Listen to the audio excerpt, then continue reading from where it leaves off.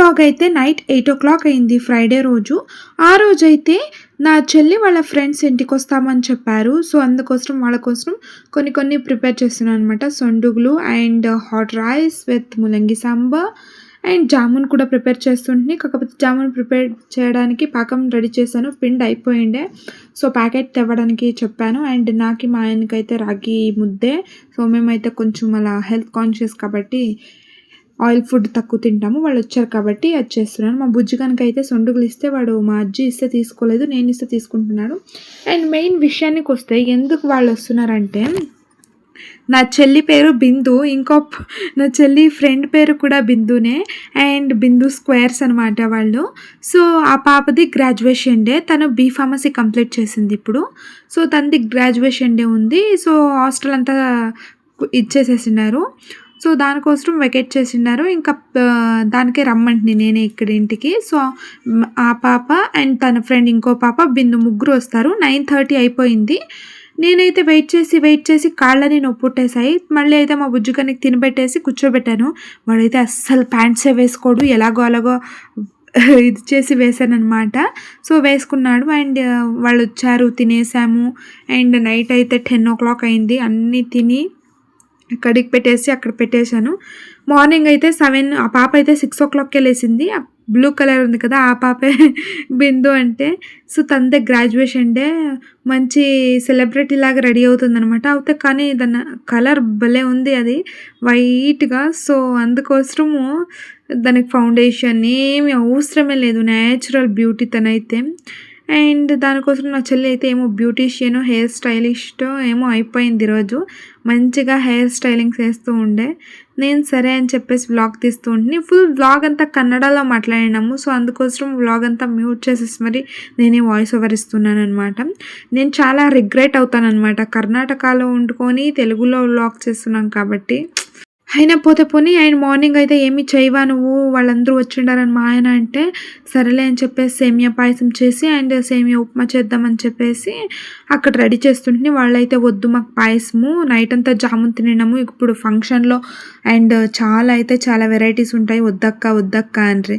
సరేలే అంటే తర్వాత నా చెల్లికి అయితే సాటర్డే సండే హాలిడే, యూకే కంపెనీలో కదా పనిచేసేది, అందువల్ల. సో, తనైతే బెంగళూరు నుంచి నైటే వచ్చేసింది వీళ్ళతో పాటు. అందరూ కూడా జాయిన్ అయ్యి బస్ స్టాండ్ నుండి ఇంటికి వచ్చారు. నైట్ అంతా చెప్పేశాను కదా ఆల్రెడీ. ఇప్పుడైతే మార్నింగ్ అయితే 8:00 అయ్యింది. సో, నేనైతే రెడీ చేస్తున్నాను. మార్నింగ్ది కొన్ని జామున్స్ కూడా మిక్కిపోయాయి అనమాట. ఆ పిల్లలు తినలేదు. అండ్ రైస్ కూడా మిగిలిపోయింది. అండ్ ఇదైతే పులిహోర గొజ్జు అనమాట. ఇంట్లోనే ప్రిపేర్ చేశాను నేను. బట్ హెవీ ఆయిల్ వేసినాను. టేస్ట్ అయితే ఓకే అంతే, సూపర్గా ఏం రాలేదు. అండ్ తర్వాత అయితే ముల్లంగి సాంబార్ అంతా మిక్కిండే, మేము అవే తినుకున్నాము. వాళ్ళకైతే కాఫీ చేసి ఇచ్చి తర్వాత అయితే సేమియా పాయసం అది ఉప్మా చేసేసి పెట్టాను. కాఫీ తాగుతున్నారు. తన పేరు సింధు అనమాట. నా బుజ్జిగాడు ఎవడు ఓపెన్ అప్ దీంట్లోనే ఉంటాడు. ఏనక్క ఓపెన్ గెరదనే వగు చెడ్డిని అక్కల్లా అంటుండారు ఆ పిల్లలు.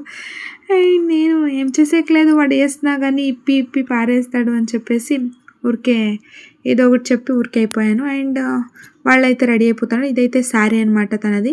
గ్రాడ్యుయేషన్ డేకి శారీ భలే ఉంది మాత్రం.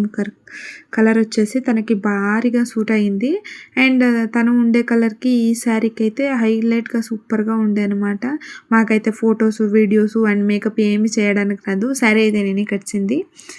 అండ్ పళ్ళు ప్లీట్స్ పెడదా అని చెప్తే వద్దక్క నాకు చాలు అని చెప్పింది. సో, దానికే సింగిల్ ప్లీట్ పెట్టాను. అండ్ చూడండి ఈ శారీ కట్టుకున్న తర్వాత ఎలా ఉందో లుక్ అయితే నిజంగా చాలా బాగుండే అనమాట అమ్మాయి. అండ్ తర్వాత అయితే నేను నా బుజ్జిగాడైతే ఎత్తుకోమ్మ అంటుండే. అక్కడ వంట చేసే తెడిచిపెట్టి నేను వచ్చి ఇక్కడ వీన్ని ఎత్తుకొని మరీ పోయాను. వీళ్ళంతా కొంచెం రెడీ అయ్యే దాంట్లో బిజీగా ఉండ్రి. ఇంకో అమ్మాయిని చూపించాను కదా, తను ఫార్మ్ డి చేస్తుంది. అండ్ ఇప్పుడైతే 4th ఇయర్ అనమాట. ఇంకా 1 year ఉంది. వీళ్ళిద్దరిది 4 years కాబట్టి కంప్లీట్ అయిపోయింది. నా చెల్లిదైతే మంత్స్ బ్యాక్, ఈ అమ్మాయిది ఇప్పుడు కంప్లీట్ అయింది.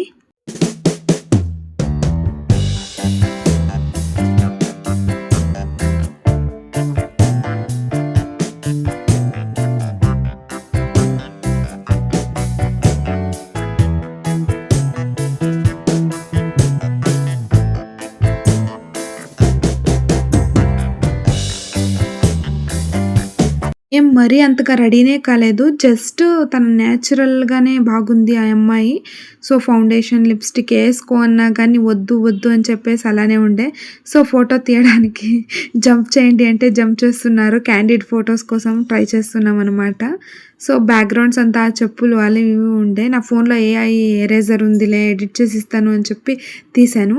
అండ్ బుజ్జిగానికి గానీ పోవడానికి చాలా ఇంట్రెస్ట్ వచ్చేసింది. నా దగ్గరికి రావట్లేదు. నేను పోతా అంటున్నాడు.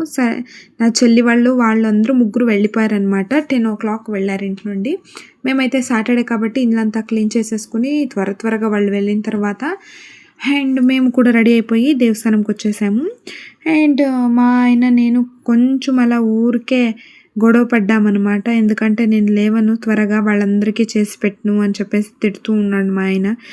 నేను నాకు అది ఇది అని చెప్పేసి ఏమో ఒకటి చెప్పి ఊరికే అయిపోయాననమాట. అండ్ ఇదైతే టెంపుల్ మేము ఎప్పుడు వచ్చే శ్రీ వెంకటేశ్వర స్వామి టెంపుల్ అనమాట. బట్వాడి దగ్గర ఉంటుంది. తుమ్కూరులో ఉన్న వాళ్ళకైతే చాలా బాగా తెలుసు. ఎందుకంటే ఈ టెంపుల్ చాలా ఫేమస్ అనమాట.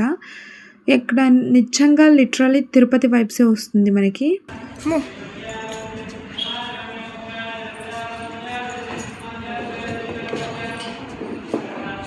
నేనైతే అస్సలు ఏమే కానీ బ్లైండ్‌గా నమ్మననమాట.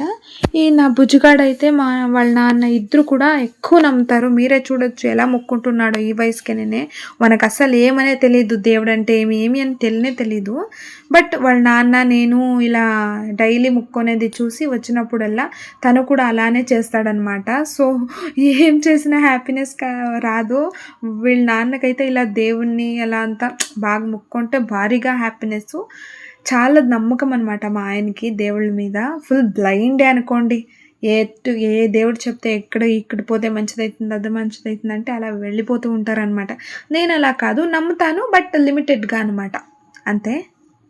సో, ఇప్పుడైతే టైం వచ్చేసి 11:00 అయింది మార్నింగు. సో, ఆ టైం అయిపోయింది. నా బుజ్జిగానికైతే ఇలాంతా దర్శనం చేపించుకొని ఇలా గంట కొట్టడం అంటే చాలా ఇష్టము. ప్రతి దేవుళ్ళు ఉండారనమాట ఈ టెంపుల్‌లో. ఒకే దేవుడు కాదు, అన్ని దేవుళ్ళు కూడా ఉండారు ఇదే టెంపుల్‌లోనే. మనకి ఎలాంటి దేవుడిని దర్శనం చేసుకోవాలన్నా ఇక్కడికొచ్చేస్తే సరిపోద్దనమాట. చాలా పెద్ద టెంపుల్ అనమాట ఇది. ఫుల్ మనకేమైనా కళ్యాణోత్సవం అవన్నీ చేపిస్తారు.